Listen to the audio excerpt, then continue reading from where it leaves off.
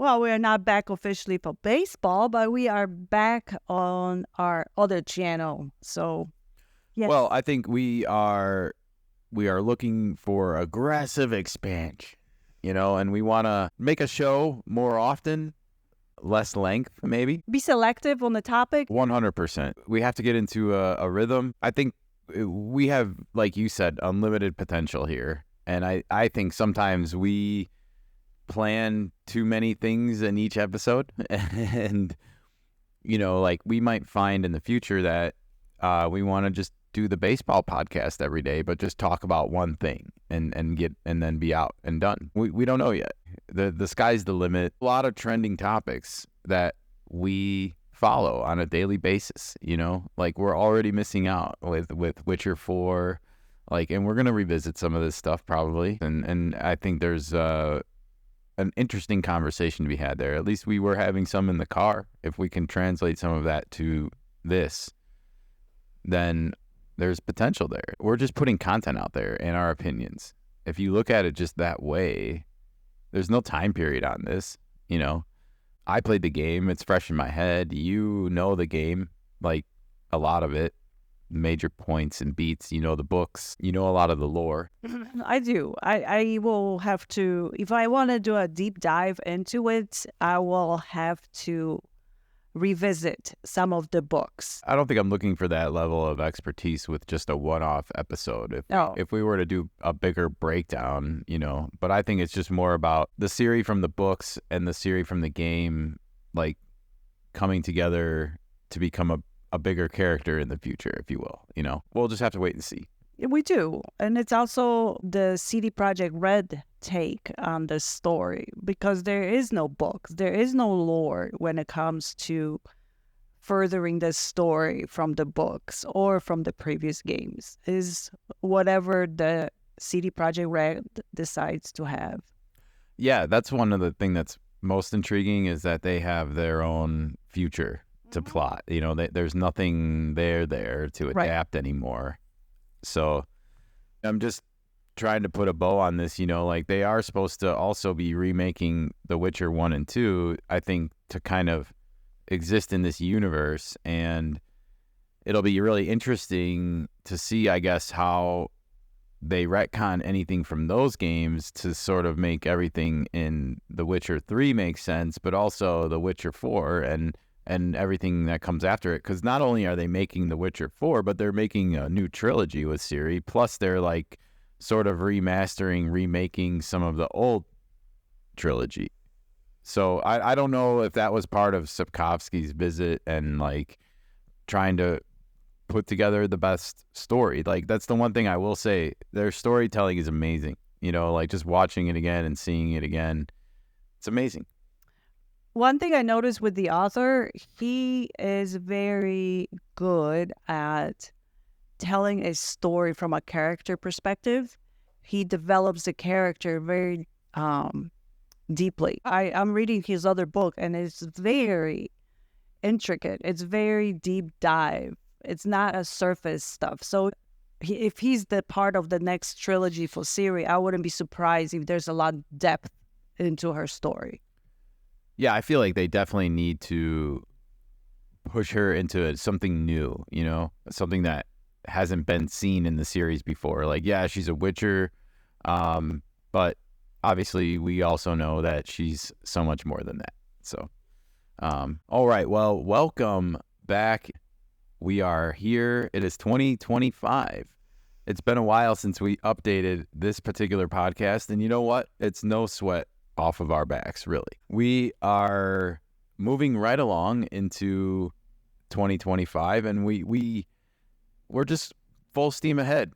We have thoughts and ideas, and we're ready to get them out and about on paper on a regular basis. So thank you once again for tuning into the KeNikka, I guess, what is it, the Lifestyle Podcast? Are we renaming this venture? I don't know. We haven't even really talked about it. Right now, it's a lifestyle. It is a lifestyle, and we're going to cover just kind of every topic outside of baseball, I guess. One thing we wanted to do is sort of bring a little bit more cohesiveness to this show. And in order to do that, we want to kind of focus on one topic at a time. You know, like we feel like bouncing around just makes things take way too long, you know, and it might make more sense instead of chatting for an hour and a half to cut it down to like 45 minutes and just do one thing at a time. Yeah, one topic at a time so we can explore our options with it and talk it through whether we agree or disagree. Yeah, 100%. You know, like I think I'm the kind of person that struggles when I'm bouncing around. And then I come back and I'm like, oh, I wanted to say this, I wanted to say that, you know, and I forgot. And even when you have notes, you know, in front of you, you kind of, the bouncing around doesn't help, you know, like it just, it gets to be too much, too quickly, too fast. And you gotta bring organization to your thoughts.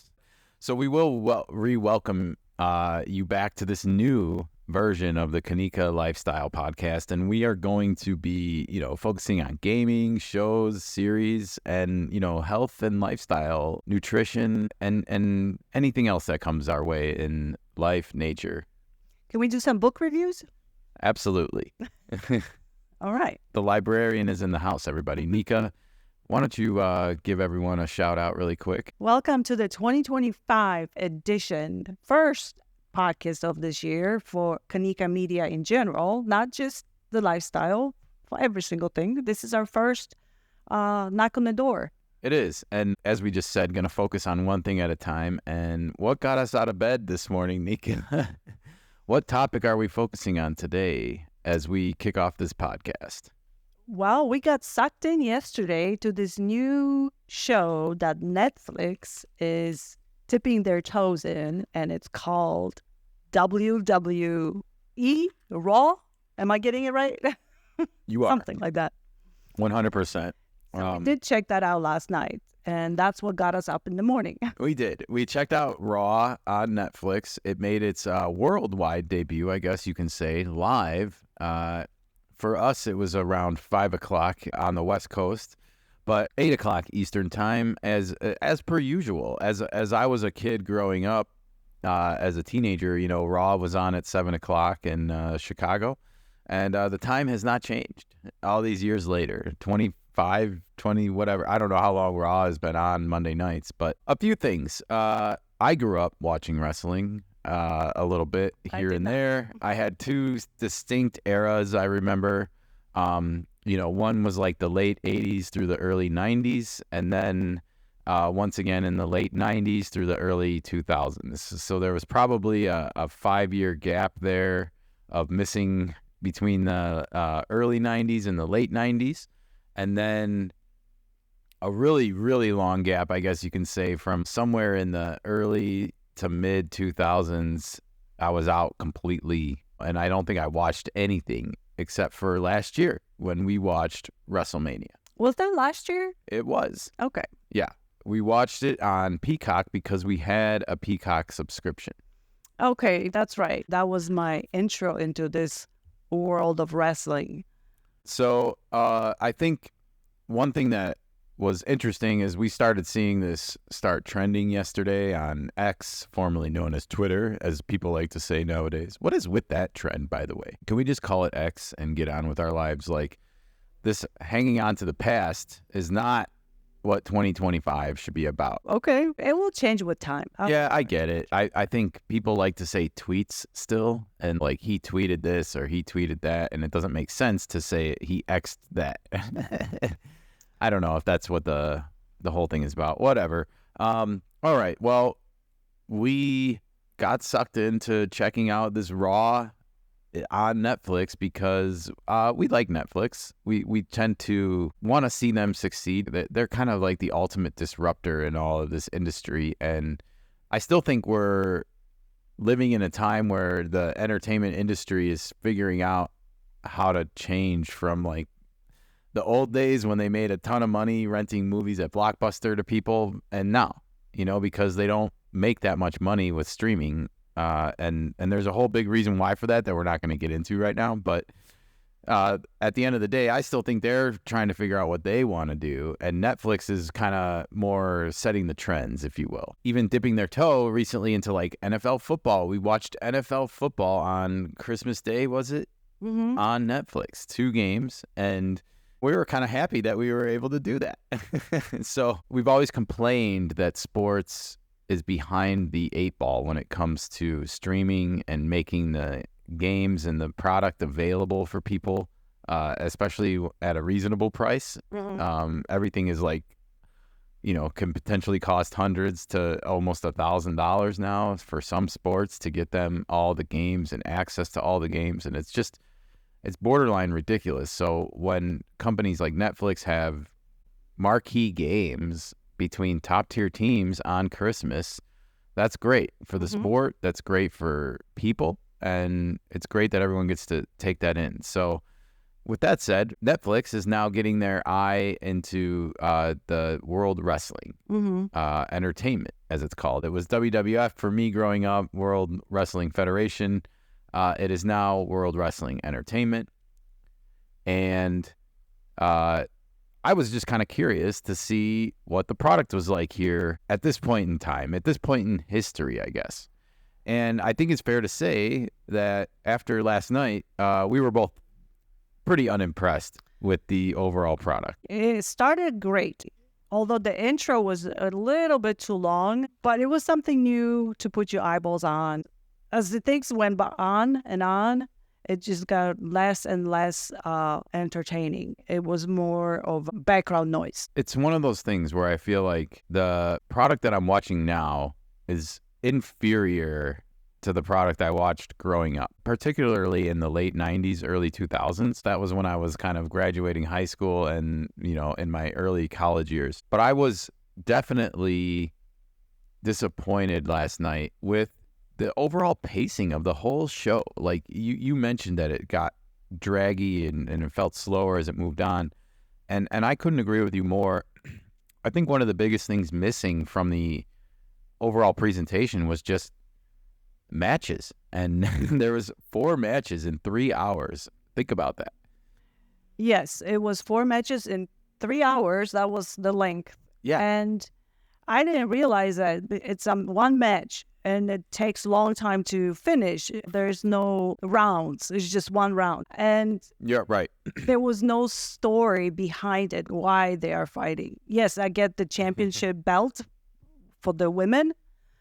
That's what it was. But everything else yeah, was I mean, let's quickly run down like just the card. Sure. Because I don't want to spend a lot of time recapping what happened. I want to talk about how it happened, I guess.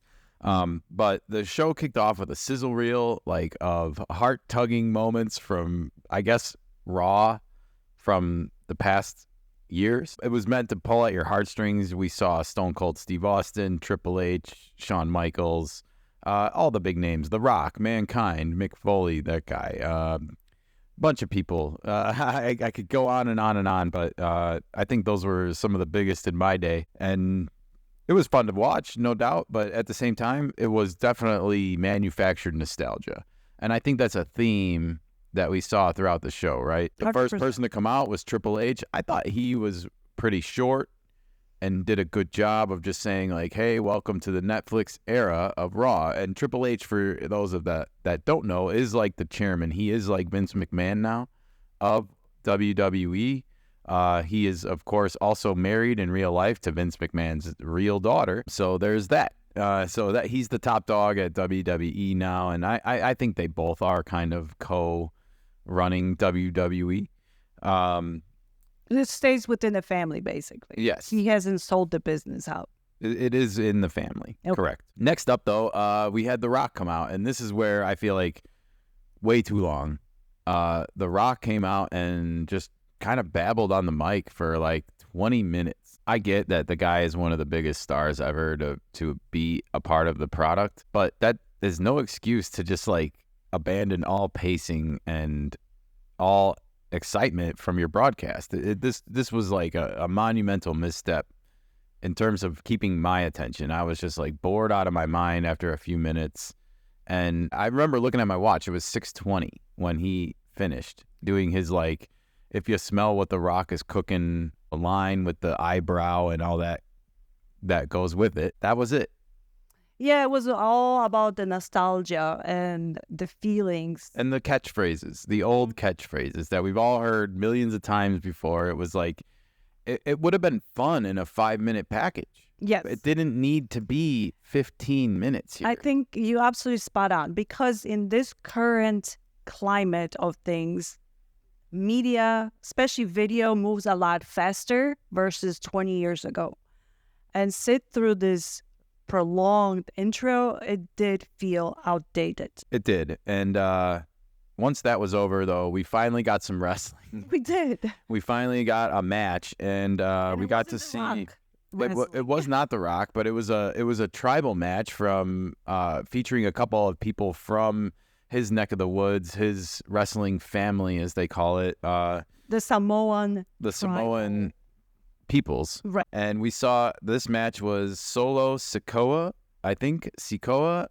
versus Roman Reigns, the OTC, the old tribal chief. Is that what they called him?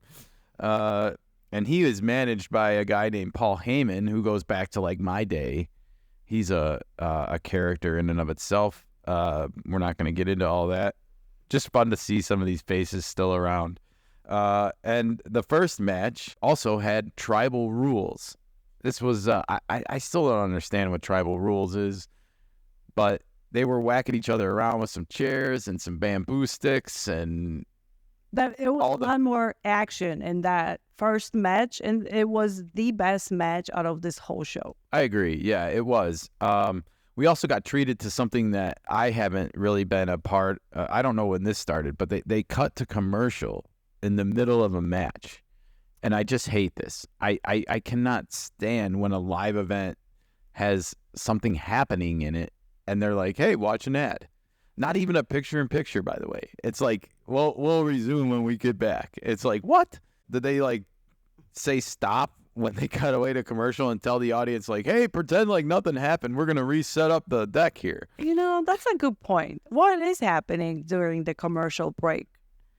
The fight was still going on. There was no bells. There's no second round or third round. It was just, let's go, keep going. Well, and then I'm looking at my notes, and I have to remind myself that not only did they have a commercial in the middle of this match, but they also brought the contenders down to their theme musics, and then like had a commercial break before the match started.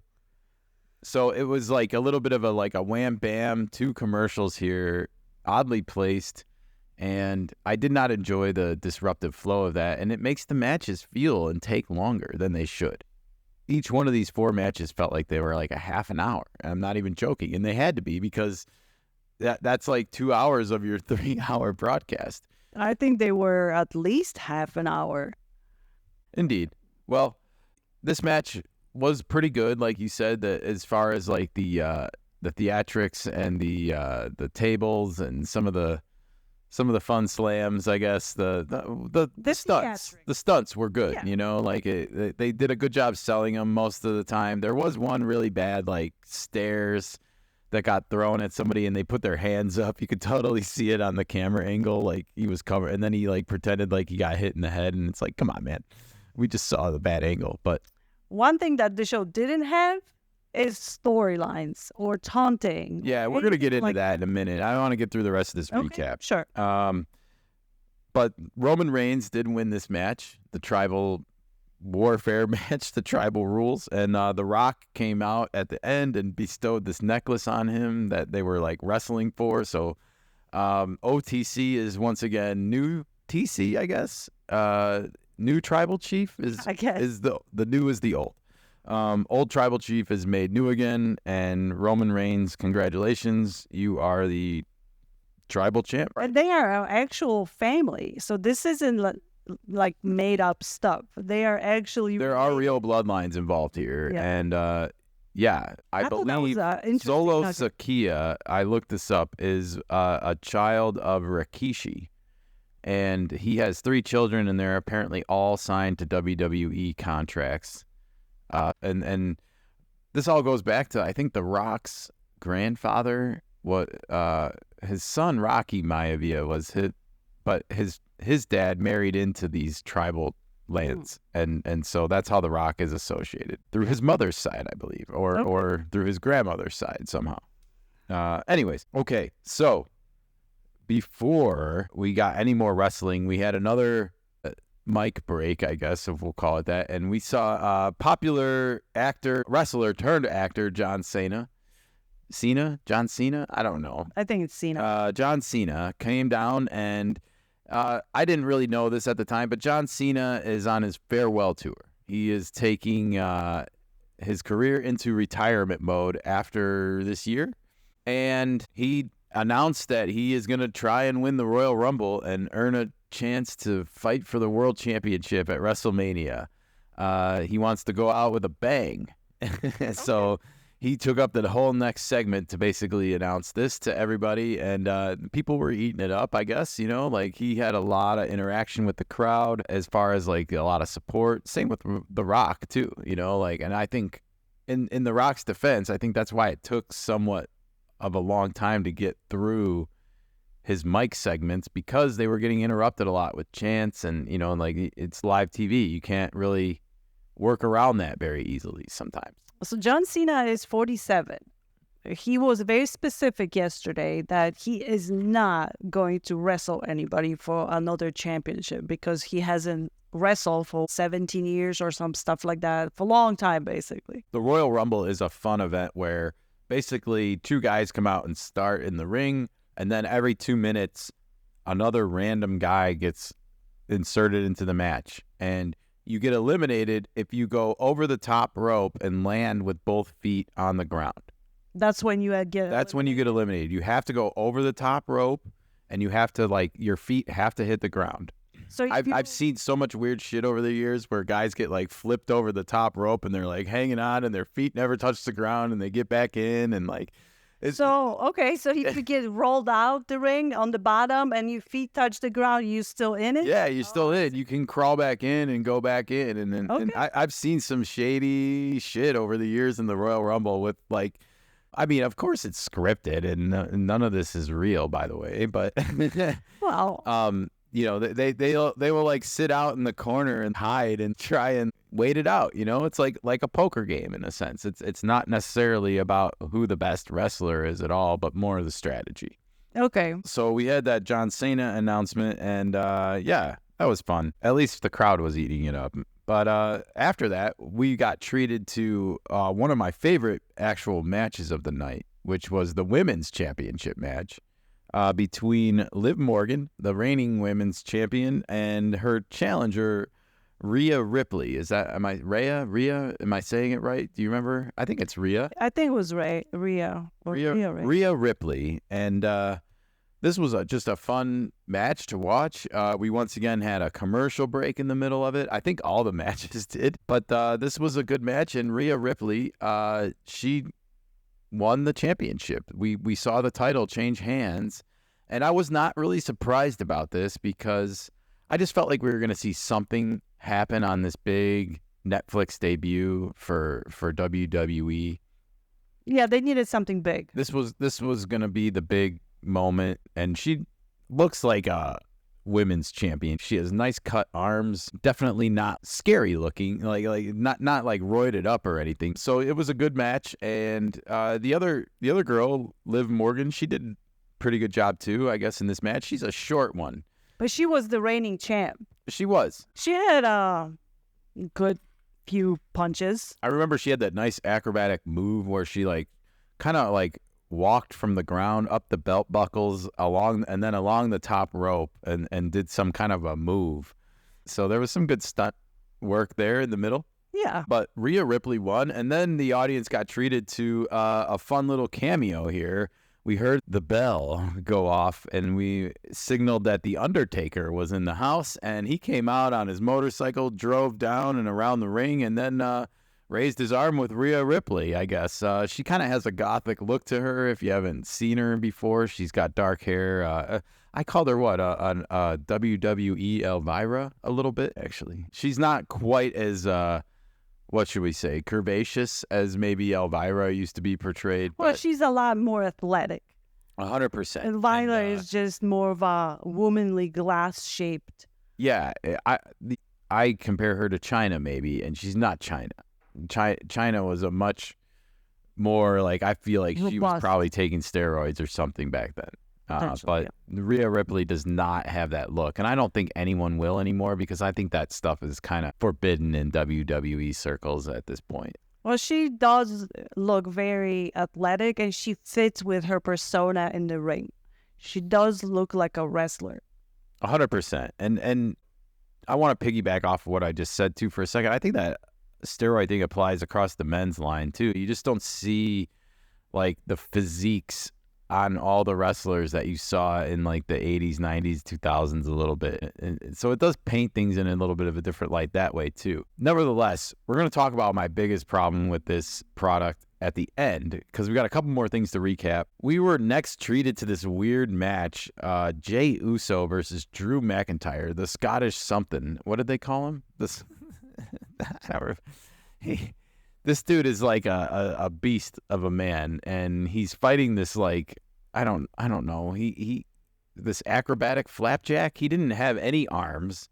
He didn't have any chest. He jumped around a little bit and did some kicks, I guess. But I was just having a hard time believing. And then of course he wound up winning the match. And I was like, I don't buy this for 1 second. Like the Scottish dude should have easily dismantled this guy. He did for most of what we saw. And then it was somehow scripted for him to like get this sneaky victory. And I feel like the Scottish guy got done dirty a little bit. That was the main event also. It was not. It was not? I don't think so, because there was another match that was after this. The that we did watch with the guy in the red tights and the other guy with the stars on his black shorts. Maybe that's the guy that was the... Okay, that's fine. We're going to get to that in a second. Okay. But yeah, so this match kind of ended abruptly after the Scottish guy got cocky, and that was it. It was over, but it was also long again. It was like another 30-minute match. It just had an abrupt ending. All right, well then one of the most talked about moments happened on Raw, and that is Hulk Hogan came out. And I had kind of mentioned to you beforehand, I'm like, I wonder if they'll trot out Hogan tonight, because we were speculating that some big stuff was going to go down. And sure as shit, Hulkster came out, and they were playing the old I'm an American music. It was heartstrings at the max. Jimmy Hart was with him. Man, he had the same hair and glasses that he had on like 30 years ago. So either it's a Jimmy Hart lookalike or it's Jimmy Hart. Okay. But he was waving the American flag, and Hogan got on the mic, and he could barely speak because the crowd was just booing him so profusely.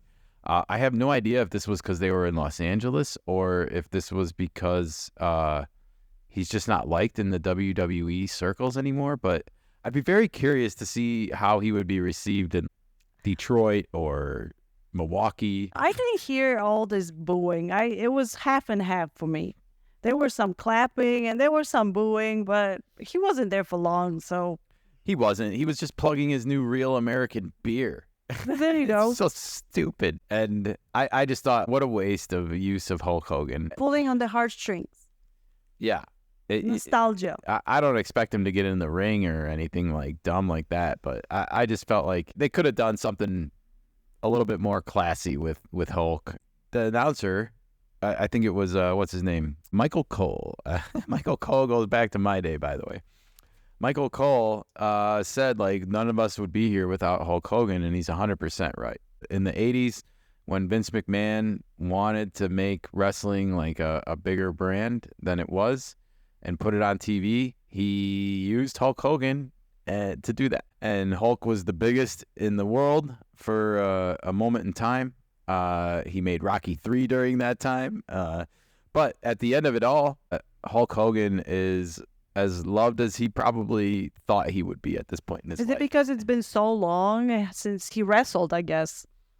No doubt. And tons of other things have happened in his life, and it's just funny to see where things wind up and stuff. Hulk Hogan booed on Raw, and you say it's half and half, but I would have never guessed it. Not 30 years ago, not 20 years ago, not 5 years ago. But here we are in 2025. I don't know if politics has anything to do with this and the Los Angeles crowd. I would be curious to see how this is played in like Milwaukee or in Detroit or we'll just say anywhere in the Rust Belt. Sure, there's probably a little bit of bias in LA considering who he endorsed and all that stuff. So no doubt. After that, I was pretty much half in and out of sleep at this point, and we were treated to the finale of CM Punk versus Seth Rollins. And boy, oh boy, I feel like it was Seth Rollins, right? That's who won this one. And according to the powers that be, the articles that I'm reading, Seth Rollins is going to be most likely making a push for the title.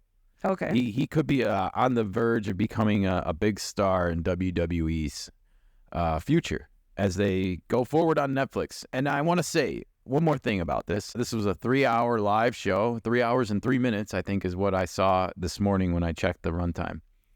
And so we got 4 matches and like 4 mic segments in 3 hours. And I just thought how boring of a show this was for this big debut launch that was trending on Twitter before it even happened. You know, it was like people were talking about it.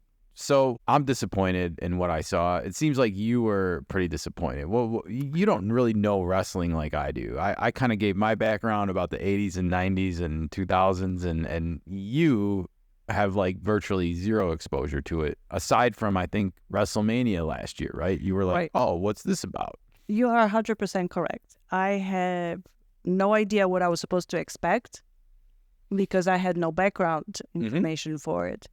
And for a person like me to just be thrown into this circus, it's very disorienting. I always thought that there was supposed to be some kind of a story between the challenger and the winner, some kind of a drama, whether it's manufactured drama or something just made up on the spot. I don't know. It was lacking. 100%. 100%. Like back in especially when I was graduating high school and in my first years of college, I think one of the appeals to it was just the language and the verbal microphone skills of the performers at the time. And I mean, you see The Rock has gone on to become a huge Hollywood star. He had skills on the mic. And a lot of it was improvised and happening on the fly. It was, I think, even bigger back then.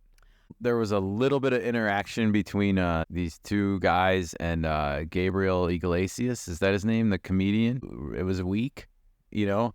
I go back to, like, I'll call it the Stone Cold era, The Rock, Triple H, when they were having their feuds and when they were in their prime. Like, it was must-see TV, you know? Like, I mean, I think even people like my dad who knew virtually nothing about wrestling or following it, like, were emulating The Rock and found it kind of humorous and funny. And that's what it's supposed to be, I think, at the end of the day. It's supposed to be entertainment. It's supposed to sell the illusion to you. There was very little interaction between these people. There was no backstage interviews. And I feel like the whole thing moved very slow. And that's what I don't like. It's like, I would have loved to have seen like interviews with all these people before their matches. Just give me a minute or two. Bounce it around a little bit more. That would have been great. And also, they didn't have somebody interjecting themselves into the stories or matches. You were showing me something from the early 90s from the YouTube. We didn't have any soap opera going on other than the tribal feud at the very beginning. And that was the highlight of the whole thing. But they didn't really even get into, there was no like recap video. Here's how we got here. No. And like I said, this is a whole opportunity of a potentially a brand new audience coming into your product on Netflix. And they made a big deal about the fact that it's airing globally live. I think one of the first times they've been able to say that. And they also teased next year, 2026, the Royal Rumble is happening in Saudi Arabia. Think about that. WWE live in Saudi Arabia in 2020. Fantastic. It is fantastic. But they didn't have anything to bring new people in. Right, but I feel like a lot of this is relying on what came before it, and yet, you know, the brand is not squeaky clean at all. It has steroid in its past. It has sexual assault allegations in its past with the chairman and the owner of the company. and the person who made it successful. There's a lot of drama behind the scenes. And I feel like that affects what we see, though, as part of the brand, like, and they're like afraid a little bit to go and make these personal vendettas and the stories that go with it. Or we just caught them on a bad week. They've gotten more lenient over the years, and it's like, you know what? Go spend the holidays with your families. We're just going to like skirt through this stuff. But at some point, we got to be ready to pick it back up again, and I just feel like that's wrong. This was a big debut. I felt like there should have just been more movement. It should have moved a lot faster. I think there should have been twice as many matches and twice as many segments with other wrestlers in the background, backstage, whatever. Yeah, they didn't go big enough. They thought by bringing The Rock, Hogan, and some other figures, that's just gonna be enough. But this comes back to what you said is like the writing, and it's something that is following a trend that we find that great writing is lacking in entertainment these days. And I think part of the reason is not that people are capable, but that they're afraid. They're afraid of offending somebody. Self-censoring. That's all they do. It's self-censoring. So, and now it's being sort of written out, and yet the product is left boring.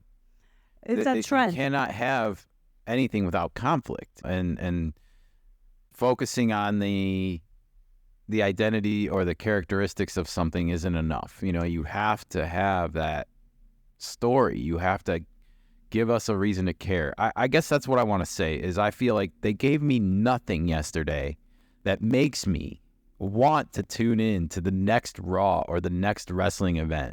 Like after all this time away, after all these years away, like nothing, like not a hint of curiosity about the modern product. I felt like it was worse than anything I've ever seen that they put out almost. And we did watch WrestleMania last year. I felt the same way about it then. I wanted to see the Netflix product to see if it was going to get a little bit edgier like it used to be, I feel like. It was definitely lacking the drama, the manufactured drama that the previous generation had. The writing is lacking the plots, the stories that will carry over through time.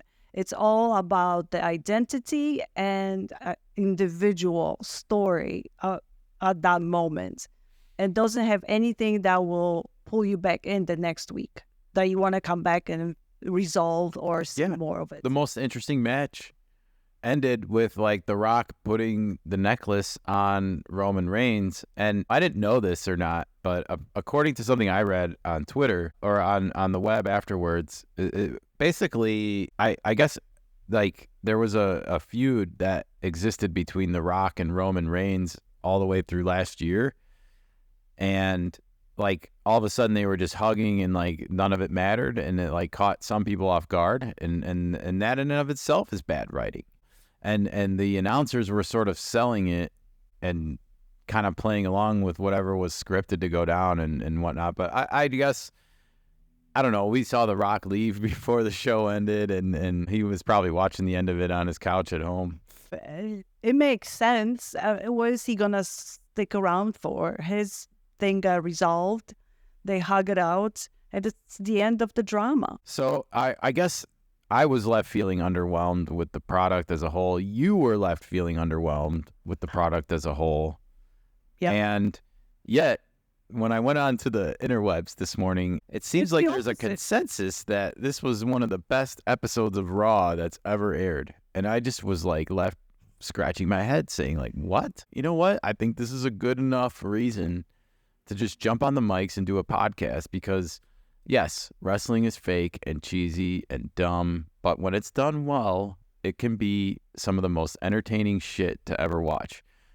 When we were watching the nostalgia video at the beginning, we were seeing like cage matches, guys falling feet from the ground through fencing, landing, some amazing stunts, theatrics, torches on fire, like pieces of wood on fire with barbed wire wrapped around them, and like thumbtack body slams, guys getting slammed onto a pile of tacks that are just sticking out of them afterwards. It's all gone. There was no blood in the show last night, I believe. There wasn't. Zero. There was not even a broken fingernail.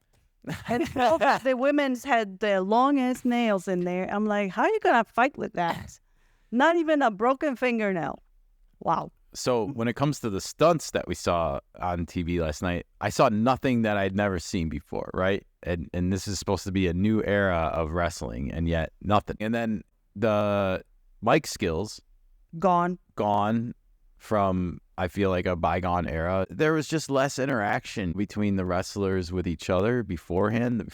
I feel like they teased every match on the docket that night with like a little backstage. They would come back from commercial break. They wouldn't be in the arena. They would be behind the scenes in the background, and somebody would be interviewing the people that were about to come out and wrestle. No, none of that existed. Gone. Yesterday. That's writing. Yes. Like that requires manpower. That requires people actually scripting those things out for people. I'm left kind of scratching my head. This is the best. I want to go really quickly before we get off the air. I want to use this Bleacher Report article as an example, and I don't mean to pick on them. It was one of the ones that jumped out at me because they had live grades in their headline, and I know Bleacher Report from baseball. We have a baseball podcast, by the way, in case you don't remember, the KeNikka Baseball Podcast, airing. We're going to have a new episode very shortly for you for 2025. Stay tuned. But they said they were giving live grades, so I was like, I'll check out how did they grade this? Okay. And at the end of the article, you're just left scratching your head. It says A+ for the whole thing. For the whole thing. The same thing. A massive success for the company. Every match was meaningful. There were star cameos, celebrities in abundance, and a red-hot crowd. This was WWE production at its finest and a reminder of why the company is better at creating spectacles and must-see TV than any other promotion in the world. I'm sorry, Bleacher Report. That is not what I saw last night, Nika. I get their nostalgic part of it, that they brought the big stars. I did not see a huge entertainment value. 4 matches and 4 microphone segments in 3 hours be the best of what this company has to offer. I know that that's not true. I've seen it. The pacing was terrible. We live in a TikTok world, for gosh sakes. That's a good point. World champion was absent. He did a 2-minute promo video that was pre-recorded in the middle of this, but not a live appearance? That's an oversight on Netflix part. Maybe they just ran out of money. They had to pay all these people to show up and do appearances. But bring out more fights. This is supposed to be like Colosseum, the great gladiator sports that they used to have in ancient Rome, without the deaths, obviously. I'm talking about Gunther, by the way. He's the current WWE World Heavyweight Champion. This is like the big belt that The Rock had, that Hulk Hogan had. It's evolved in its design over the years, but it is nevertheless the same championship title holder. So just to have that guy absent from your debut on Netflix is just crazy to me. Like oversight, huge oversight. Missed opportunity. Again, you this did not feel like a reintroduction of the brand to a new worldwide audience. This felt like a pat on the back and a thank you to your existing fan base. It was way too much fan service and not enough plot and story. I wonder if we would feel the same if we were following this wrestling. Well, apparently not, because that's the consensus this morning is the Bleacher Report story. The consensus is that this is great. This was some of the best. And I'm just left being like, this is slow. Where's all the cutting back and forth? Where's all the character building? Where's like the interviews backstage with the wrestlers? Character building. It's gone. And then the matches are way too long and boring by the end of it, because it's like, I just need this to move along a little bit more. I don't know what to say. Like, I think 30 minutes is way too long for matches to air. Way too long. It reminds me of the NBA so much. I know from my own eyes that the game in the 90s was faster paced. up and down, back and forth, up and down, back and forth. And like, this is what's lacking from the wrestling presentation, I feel like, last night. Like, we know it's scripted. We know it's fake. We watch it to be wowed. We watch to see, whoa. Like, I remember when I was a kid, they have this big TV there, right? And a guy, like, climbed up the top of it and then fell off of it onto a table or something, you know? And, like that's the kind of stuntmanship I want to see. We want to see crazy stuff. Whoa. Look at this. You got to see this. You got to, like, the must not miss moment. Like, None of that existed. I don't feel like it was just boring and dry to me. I hate to be a Debbie Downer about it, but that was enough to make me get on the air this morning and to get this, to dust off this podcast, damn it, and to start commenting on this stuff as it's happening more and more frequently, because why not? Someone's got to say it, right? Someone's got to call it out for what it is. This is not the best that WWE has to offer. And anyone that's trying to tell you that did not watch what I watched in the last night. 100% agreed. It's very misleading headline from the Bleacher Report. 100%. I think that's where we're going to leave it this week. Nika, are we going to watch Raw next week? Are we going to check it out again? I guess I'm curious to see how they handle the show going forward once, like, now the dust is off of this opening episode. And I feel like everything that happened last night was planned for a long time, and I just don't agree with it. It was too much fan service and not enough story, as I said. But I'm kind of curious to see now, will it go back to being more story-driven next week? Or is it going to be more of the same? And I think I will check it out just for that, just to see. But I have no intentions right now. I have no desire to follow this, like, to be a fan of it right now. Like, it didn't do anything to move the needle for me to feel like I don't feel like I'm missing anything in life by not tuning into what you got last night. Like, what I saw in the late 90s, early 2000s was 10 times better, at least, than what we saw last night. We probably go check it out to see if it's the same. If it's the same, it's no point of watching. If it's a little bit different, maybe we jump back in on the mics. I do see that there is someone here named Kevin Burge on Netflix. On Bleacher Report, on a different story that said a frustratingly slow pace that could indicate a change for WWE on Netflix. So he has a little bit of a different commentary, I think, than Eric Beeston, who left audiences with the quote I said earlier by saying this is the best that the company has to offer. So I think there are people probably out there that feel like we do, that this was boring. It's your typical mainstream media take on stuff. It's never to criticize, just always be positive. Well, you're not going to find that here on this podcast, everybody. So if that's one reason for you to come back and check us out again, I hope so. We're always going to give you our unfiltered, honest feelings about things, and be open and honest about when those feelings change and why over time, if they do for any reason. But this is one opinion I think I'm pretty confident that will never change, is that what I watched last night was a waste of time and was not anything that I would call like entertaining. It didn't make me feel like the good old days at all. You mean the nostalgia didn't do it for you? It did not. It did not. In fact, the nostalgia I wanted to see, Hulk Hogan, turned out to be somewhat sad. He came out and just plugged a beer and basically got booed by people who are bringing politics into it, I guess. I don't know. You can draw your own conclusions from that.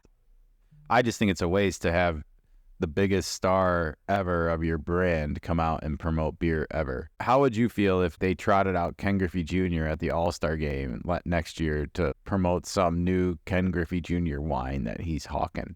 That would be a horrible waste. I'd rather listen to Ken Griffey Jr. talk about baseball, and I'd rather Hulk Hogan have talked about his glory days in the ring last night than coming out and talking about some cheap beer. That's all. No, I don't think we're going to see Hogan anymore, so. Definitely not. So, all right. Well, I think that's going to do it for this episode of the KeNikka Lifestyle Podcast. It's a new year. It's a new day. Nika, anything to add? Yeah, check your notifications if you want to be updated when the new podcast drops. Absolutely. And be sure to follow us also on social media. We'll be getting those accounts and channels set up, but you can always search for KeNikka and find us. All right. Adios, everybody. We'll talk to you soon. Bye.